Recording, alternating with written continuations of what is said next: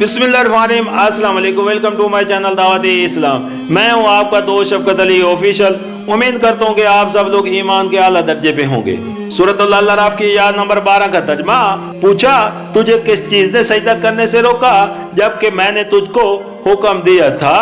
बोला, मैं इससे बेहतर हूँ, तूने मुझे आग से पैदा किया है और इसे मिट्टी से। सूरत अल-अराफ की आयत नंबर 13 का तर्जमा।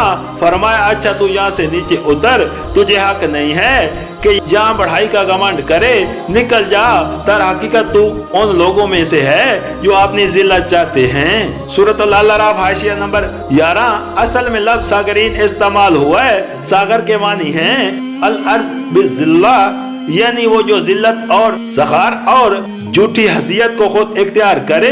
बस अल्लाह ताला के इरशाद का मतलब ये था कि बंदा और मखलूक होने के बावजूद तेरा अपनी बढ़ाई के घमंड में मुब्तला होना और अपने रब के हुक्म से उस बिना पर सरताबी करना कि अपनी इज्जत व बरतरी का जो तसव्वुर तूने खुद कायम कर लिया है, उसके लिहाज से वो हुक्म तुझे अपने लिए मुअज्जिब तो ही नजर आता है। ये दरअसल ये मानी रखता है कि तू खुद अपनी जिल्लत चाहता है, बढ़ाई का झूठा पेंडार, इज्जत का बेबुनियाद इत्तेहाद और किसी जाती इस्तेहाक के बगैर अपने आप को ख्वाब ख्वाब बुजुर्गी के मनसब पर फैज समझ बैठना तुझे बड़ा और जी इज्जत और बुजुर्ग नहीं बना सकता, बल्कि ये तुझे झूठा और जलील और पुस्त ही बनाएगा और अपनी इस जिल्लत और ख्वारी का सबब तू आप ही होगा।